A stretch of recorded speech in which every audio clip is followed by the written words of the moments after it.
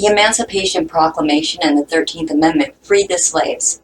Well, kind of. Convict leasing in the United States can be traced to the Reconstruction period after the end of the Civil War. Farmers needed to find replacements for the labor force once their slaves had been freed. All the millions and millions of dollars invested in slaves basically went away. This was a major problem to Southern elites and plantation owners.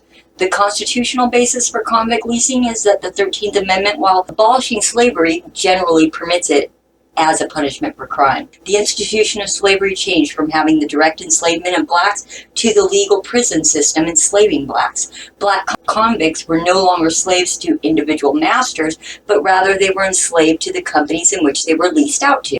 To create this system, there not only had to be the involvement of the Southern judicial system and individual Northern and Southern elites, but also the involvement of the corporations.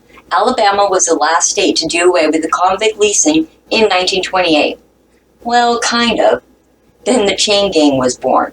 Chain gangs flourished throughout the South, and by the 1920s and the 1930s, chained prisoners, mostly black, became a common sight along Southern roadways, and soon developed into the Good Roads movement.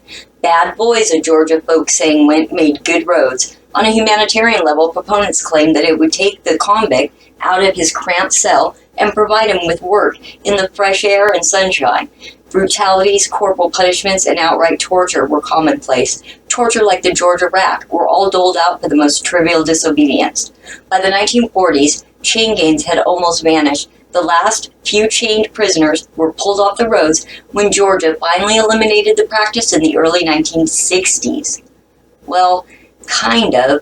Chain gangs were reintroduced by a few states during the Get Tough on Crime 1990s, with Alabama being the first state to revive them in 1995.